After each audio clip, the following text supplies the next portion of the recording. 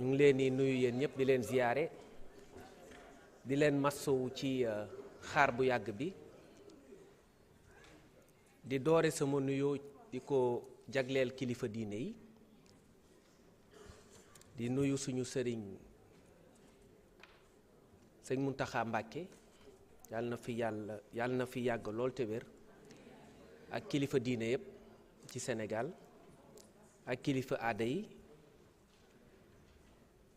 waa jàngu bi it di leen nuyu di leen ziyaare parce que dañu nekk ci jamonoy koor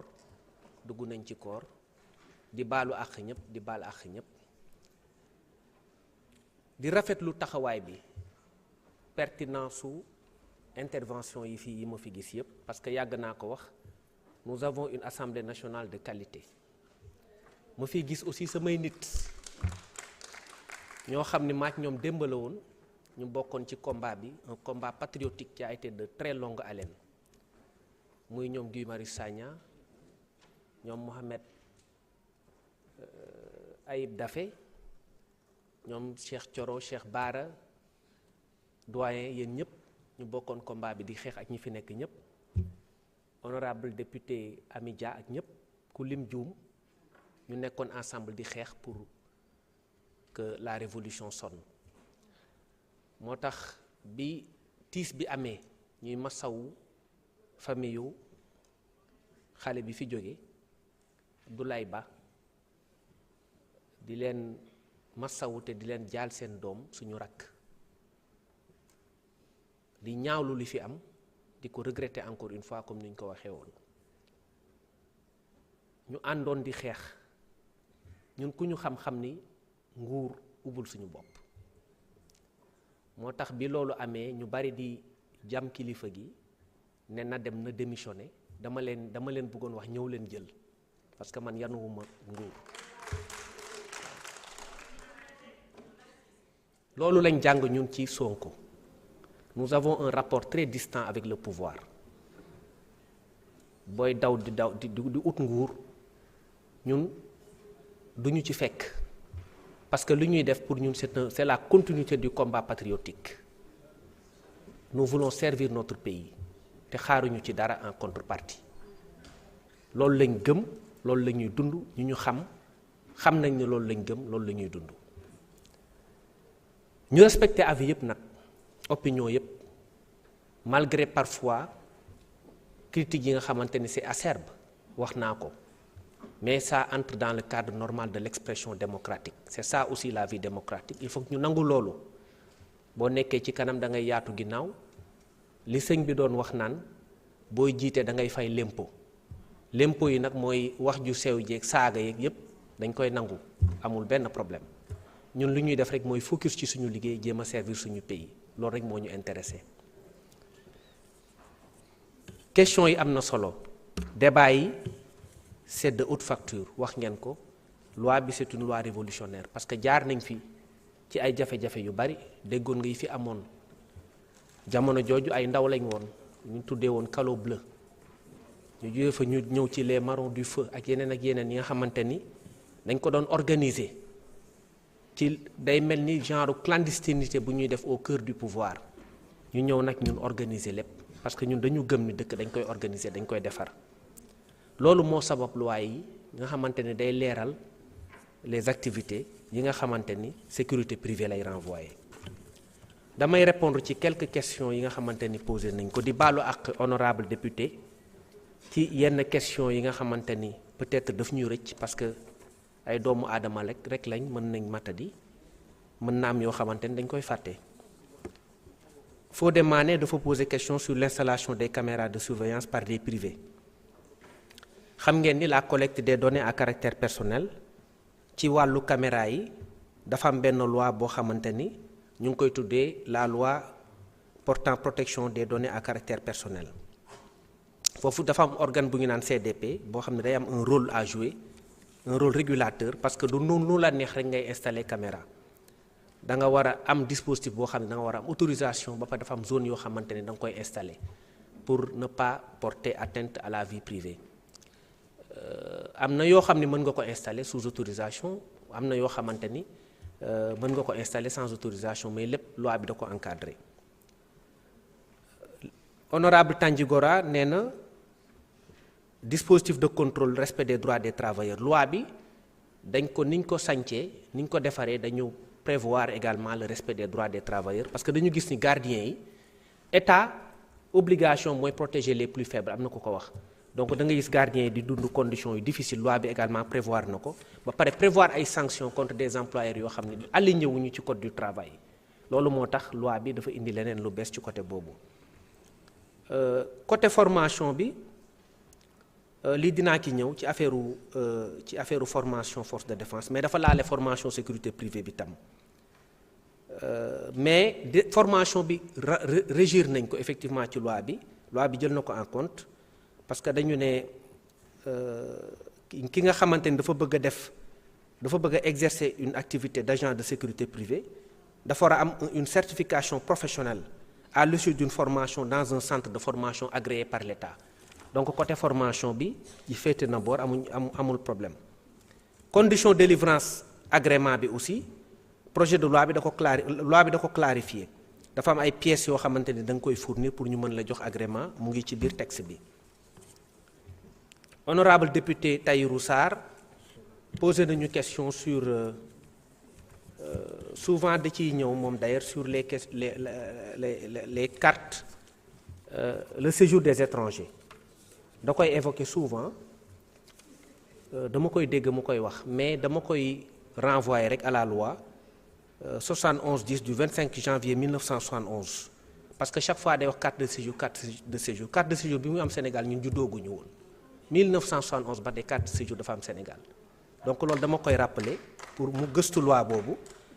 loi bi dafa prévoir les conditions d'admission de séjour et d'établissement des étrangers au Sénégal avec un décret d'application 71-868 du 28 juillet 1971 donc depuis 1971 carte de séjour am na Sénégal maintenant dans l'espace après dafa am benn accord uniforme bu CEDEAO boo ñëwee maintenant dëkk Niger wala dëkk ci espace CEDEAO bi am nga liberté de circulation ak droit d'établissement bi mooy mën nga fi toog 3 mois mais à l'issue des 3 mois da ngay ut une carte d'identité d'étranger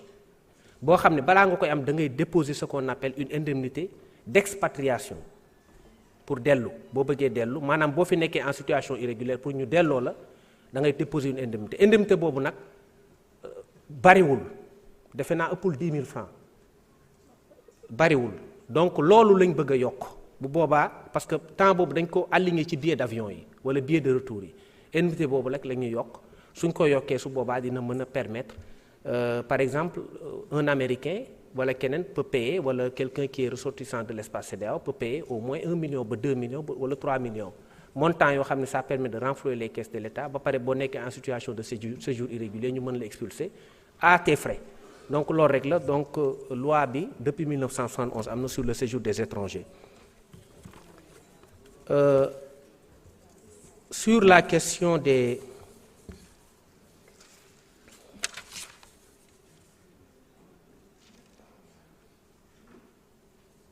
question bi nga xamante ni honorable Guy Marius Sagna posé na ko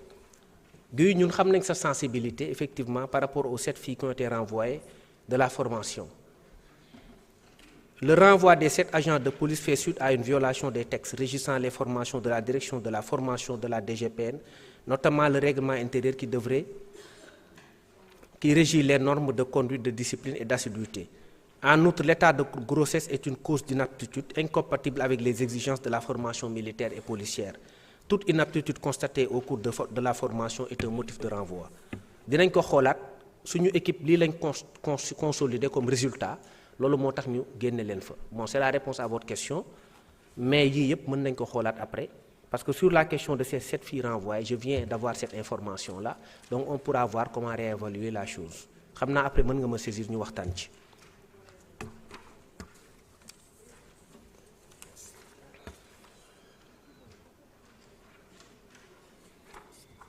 Sur la question de l'honorable député Abdourahmane Diouf, privilégier les nationaux et les sociétés sénégalaises sur les sociétés de sécurité étrangères, je suis parfaitement en phase. Mais foofu article 4 bi réglé na ko ba pare dafa ne seuls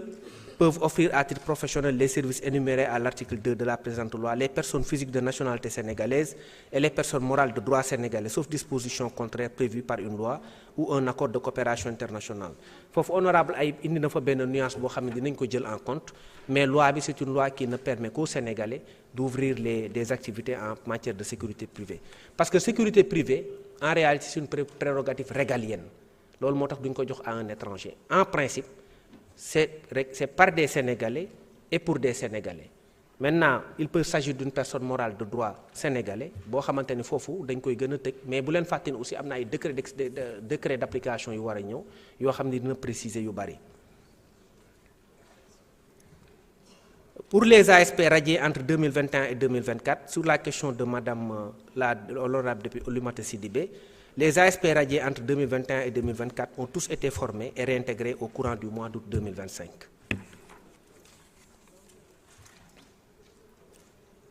Pour l'intégration de M. Sall dans l'administration territoriale, je viens de saisir le DGAT parce que dañ ma ne dafa amoon benn implication par rapport à un parti politique boo xamante ni c'était à l'époque de l'opposition donc pour ses opinions politiques moo taxoon ñu pourchasser ko te loolu en démocratie je ne peux pas l'accepter j'estime que c'est une illégalité a priori mais on verra ce que le dossier révèle. Le directeur général de l'administration territoriale a été saisi moom dina ko xool après dina ma revenir sur ça. Sur le renforcement de la présence des sapeurs-pompiers à Diourbel, honorable Koumba Ndiaye, la brigade nationale des sapeurs-pompiers a reçu dernièrement un lot important de matériel dans le cadre d'un projet financé sur ressources extérieures. Foofu aussi prévoir nañ un renforcement de la présence des sapeurs-pompiers justement à Diourbel. Sur l'utilisation des armes par les sociétés de sécurité privée, le projet de loi prévoit d'encadrer et de contrôler l'emploi des armes par les entreprises de sécurité privée. Il permet de prévenir les risques d'abus et de dérives liés à l'armement des agents. Avec ce projet, l'usage des armes reste exceptionnel. Parce que tam usage des armes mënuñu ko considérer comme exceptionnel comme ni ma ko waxee dans la doctrine du maintien de l'ordre pour les forces de défense ba pare di ko considérer comme quelque chose de tout à fait normal pour la sécurité privée loolu moo tax loolu aussi dañ koy encadrer ku ci yor arme da ngay am une autorisation de port d'arme après une formation aguerrie en la matière ñu doog a la jox une arme.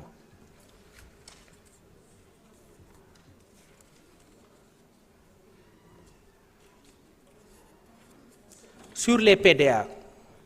mooy digitalisation amende yi ngeen doon gis bii c'est un projet du ministre des Finances et du Budget sànq rek maa ngi ko doon wax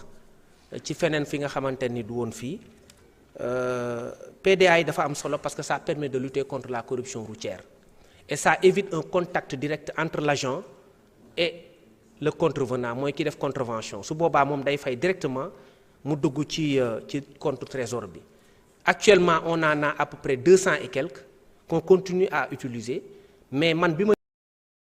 ñëwee j'ai écrit yàggul sax fan yële passé bi ma xoolee xam ni il fallait lutter contre les questions de corruption routière j'ai initié 2 axes 2 plans. Le premier plan c'est que dama demander à ce que toutes les unités qui sont dans la circulation soient dotées de bodycam. C'est pourquoi on a commandé 2500 bodycam qui seront livrés incessamment. Ben. Deuxièmement, les PDA, caméras piétonnes, que ce soit la police ou la gendarmerie, en seront également dotés. Képp ki nga xamante ne day nekk ci circulation bind naa ministre des Finances wax ko parce que loolu aussi ça permet de renflouer les caisses de l'État à travers un système de perception de l'amende qui est transparent boo boolee bodycam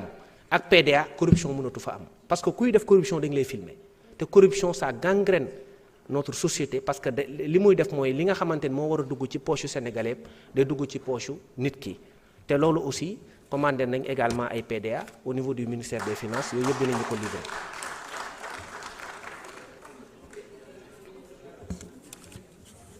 leneen li ma bëgg a compléter parce que ngeen baal ma àq ci ñi nga xamante ni peut-être yenn questions yi répondre uñ ci après dinañ ci ñëwaat bu leen ne vous gênez pas aussi comme ni ma leen wax rek boo leen amee temps ngeen ñëw bureau ñu waxtaan ci wala ngeen bind ma après yenn questions yi ñu purger ko. Honorable député Abdou Mbow Vous avez fait le parallèle entre l'affaire Bassirou Faye et l'affaire de l'étudiant qui est décédé, Abdoulaye Ba. Le parallèle n'est pas pertinent. La comparaison n'est pas raison justement en pareille occurrence parce que l'étudiant Bassirou Faye était décédé à la suite d'un coup qui a été administré à l'aide d'une arme à feu. Nous, dans notre doctrine du maintien de l'ordre, on interdit l'usage d'armes à feu. Il a été atteint par arme à feu. Il n'y a jamais eu de mesures conservatoires ensuite, comme c'est le cas ici. L'enquête a traîné. Il y a eu beaucoup de temps pour appréhender un auteur, après un deuxième, après un troisième. C'était beaucoup de cacophonie. C'est pourquoi à l'époque, moi, en tant qu'avocat de l'adjudant Tombo Wali, j'avais demandé à ce que la police soit dessaisie au profit de la gendarmerie. Mais il arrive parfois que la police fasse des enquêtes pour des policiers impliqués et que la gendarmerie en fasse autant également pour des gendarmes impliqués. Ce n'est pas forcément une garantie de dysfonctionnement de l'enquête. Mais à l'époque, j'ai estimé qu'avec les cacophonies qui étaient liées à la procédure, il fallait confier l'affaire à la gendarmerie. Je l'ai dit, j'ai parlé de distanciation critique entre les faits et les enquêteurs. Et ça, à l'époque, c'était effectivement dans un contexte où il fallait dessaisir la police, parce que justement, il y avait beaucoup de cacophonie au début de l'enquête. Donc c'était juste ça, mais les contextes ne sont pas les mêmes. On était à l'ère du pouvoir libéral. Aujourd'hui, on est à l'ère de Pastef. Il y a quand même un peu de différence.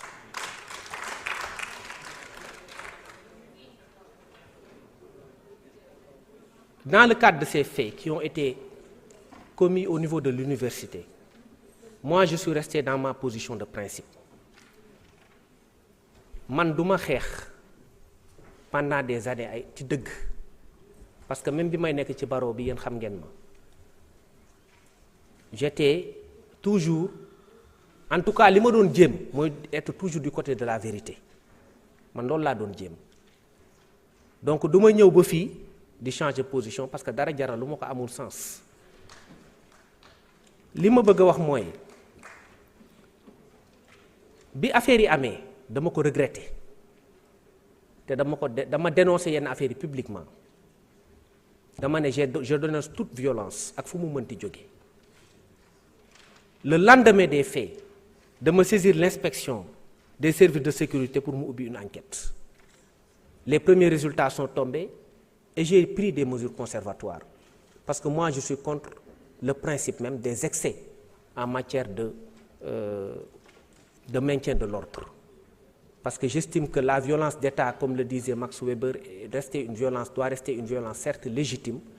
mais pour moi ça devrait être une violence, quoique légitime, mais quand même mesurée. Quand on interpelle quelqu'un qui est sans défense, on n'a plus besoin de lui donner des coups inutiles. Ça ne sert absolument à rien. J'estime que c'est excessif et tout ce qui est excessif devient dérisoire. C'est pourquoi moi, depuis le départ, j'ai condamné un certain nombre de choses, par quelque bord où que cela puisse provenir, mais j'ai estimé que dans le cadre du maintien de l'ordre, il y a lieu d'être mesuré, de rester professionnel et de ne pas donner une mauvaise image de la police. La police a essuyé beaucoup de critiques, parfois fondées, parfois aussi quelque peu infondées. Parce que tous les policiers ne se retrouvent pas dans ce qui s'est fait. Il faut le dire. Tous les policiers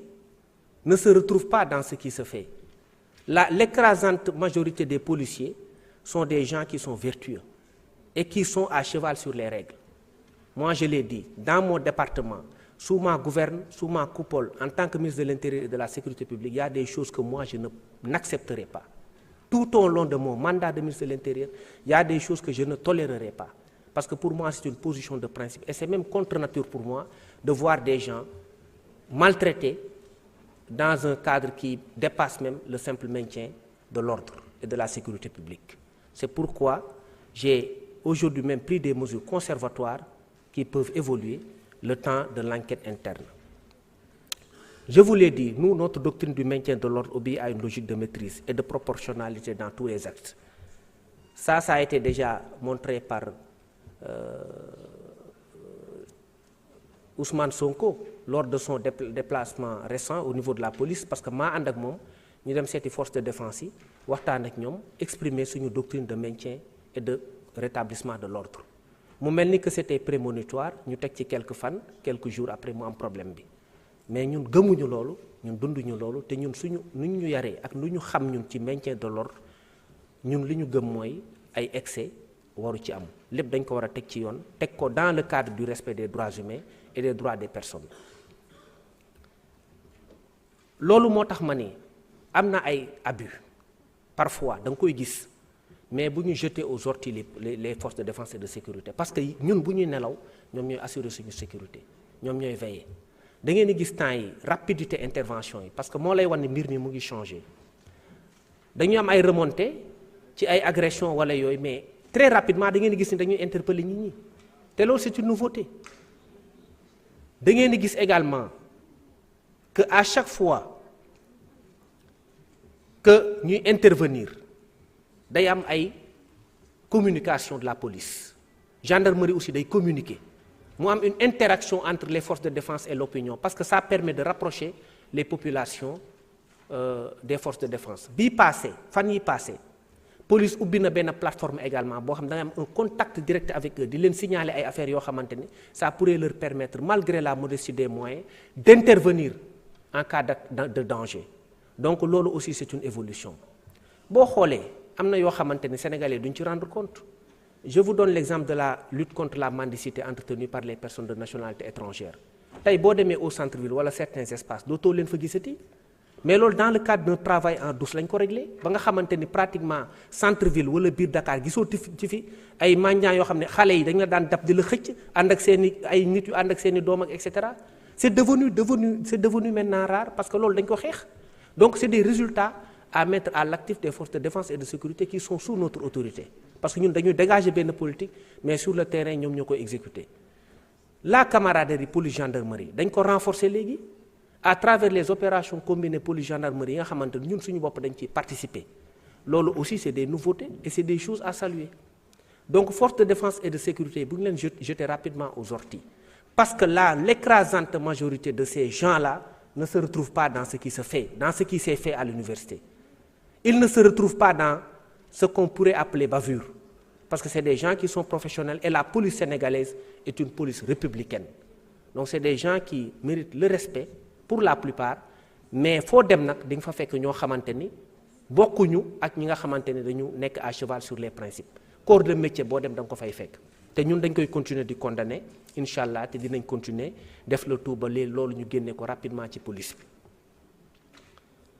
leneen li may wax également à nos amis de l'opposition bu ñu politiser des questions de sécurité nationale parce que dafa am yoo xamante ni day am benn genre dama koy wax fii dañuy dem ba les questions de sécurité nationale dañ koy politiser te je pense que les étudiants wala suñuy rakk ak ñooñu am nañ benn intelligence boo xamante ni duñ leen emporter ci yenn combat yoo xam ne du seen combat parce que il faut pas aussi minimiser l'intelligence de nos jeunes frères ils sont assez intelligents pour savoir distinguer le bon grain de l'ivraie la bonne graine de l'ivraie et savoir que man kenn du ma embarquer ci benn combat politique du ma ko nangu man jàng moomu fi indi damay jàng su may revendiquer dinaa ko def dans un cadre républicain ba am samay droit te du ma toj du ma yàq du ma tooñ mais benn politicien du ma embarquer ci benn combat ma ko ci topp du ma ko nangu te loolu aussi j'invite nos jeunes frères à rester avec nous à être avec nous qu'on soit ensemble que tous les Sénégalais se retrouvent mais que bu fekkee ni dañu am ay manifestations wala ñu bañ a attaquer les biens publics parce que biens publics yi ñun ñëpp a ko bokk ñu préserver ce patrimoine là parce que bu ñu ko yàqee suñu poche aussi moo koy defaraat c'est la raison pour laquelle moi je l'ai dit nañuy xool suñuy comportement ñun tamit de part et d'autre parce que ku ci nekk am na ci loo def yoo xamante ne c'est pas forcément de mise ñu mën a defar dëkk bi ensemble ba pare yenn comportement yi ñu bàyyi ko am na loo xam ne aussi bëggoon naa ci tontu rapidement fan yële passé ci communication bi ñu doon def communication gouvernementale bi j'ai eu beaucoup de retours sur les vidéos qui ont été projetées je pense que loolu baax na ñu leeral ko li may leeral rek mooy man damay bañ toujours ñu ne dafa am ñoo xam ne dañuy nekk fële ne ñu nag yow a yam mais man loolu du ma ko nangu dañuy bëgg forcément mënul ak ñoom mais man j'ai le droit de voir man mon identité propre mais lan nga bëgg ma forcer la ba ma mel ni yow xanaa da nga yaakaar ni yow li nga nekkee baaxul ba bëgg ma ci tiire man dama bëgg a def lu baax bàyyi ma ak sama lu baax booy def leneen defal leneen man xaw ma yenn yi du ma naxaate du ma yow doo man sa style nga am man ma am sama style et je suis fier avec mon style parce que lii moo ma may li ma am te lii laay conserver dañu doon projeté ay image di wane may rappeler contexte su évolution violence bi dans un espace wax ci lu bari di contextualiser comme je l'ai dit ñu wane benn vidéo boo xam dañ ko projeté fekk maa ngi expliquer ma dégg sax ñu ne vidéo bi dafa daté de 2022 mais yu ñu fa wane yëpp génnewul ci ñaari weer yi xam nga foofu dafay am parfois ay manipulation parce que li ñu fa génne yëpp muy vidéo ki nekk ci balcon bi muy photo arme yi muy agression marocain bi maa ngi expliquer contexte évolution danger bi université yëpp génnul ci ñaari weer yi ba ci vidéo bi may wax ñi nekk ci kaw terrasse bi ak vidéo ñi nekk ci beneen terrasse bi di manipuler ay grenades yooyu ci jour bi la mais yeneen ni c'est des vidéos yoo xam ne ci contexte 2 mois yi la am après maintenant il peut y avoir un décalage entre li ngay wax ak lu ñuy projeté parce que c'est pas forcément yaa ngi xool loolu image yi mën nga ko xool mais wala nga bañ ko xool mais en tout état de cause mën na am décalage entre li ngay wax ak lu ñuy projeté mais toutes les vidéos existent amul benn vidéo boo xam ne dañ ko inventé te vidéo yépp amul benn bu ci génn ñaari weer yi yii décembre la yii janvier yii mois de février bi maintenant montage bi nag ça c'est l'équipe de montage le ministre ne participe pas à des montages ñun yooyu duñ ko def c'est l'équipe de montage qui vient monter les vidéos après ñu projeté ko yow da ngay expliquer rek loolu rek lañ def donc lu ñuy def rek ñun dañ koy def de bonne foi bañ di yooyu yenn yi duñ ko def te loolu aussi du suñu nature ku nekk nag am nga droit gisee nu la neex àdduna moom noonu la wax naa ko léegi damay annoncer l'arrivée prochaine de bodycam parce que bodycam yi dañ koy indi il s'agira de au moins 2000 et quelques bodycam yoo xamante ni à la fois policiers yi ak gendarmes yi dañ leen koy jox ñiy def maintenant intervention sur le terrain dañuy sol désormais ay bodycam nga xam ne ñoom tamit képp koo xamante ne def maintien et rétablissement de l'ordre li ngay def dañ koy filmer bu ko defee sénégalais yëpp gis li ngay def su boobaa dina éviter ay bavures te dina gën a régler problème yu bari. Nous pensons que servir l'État c'est servir avec honneur, c'est agir sans jamais renoncer à l'éthique, c'est faire vivre les valeurs républicaines dans chaque intervention afin que la force reste toujours au service du droit et de l'intérêt général. Loolu lañ gëm pour ñun c'est une exigence collective. Le peuple par son sens de la responsabilité, son respect des règles et de son engagement citoyen aussi a un rôle essentiel à jouer. Par quelque bord que l'on puisse se trouver, nous sommes tous des Sénégalais.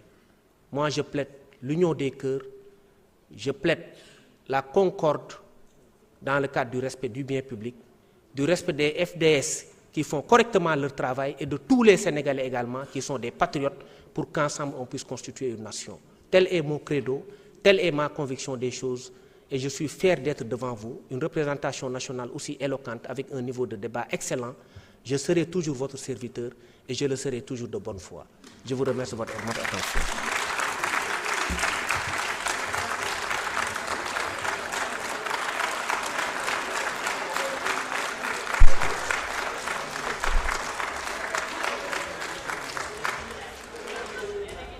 Je vous remercie, Monsieur le Ministre. La discussion générale est close.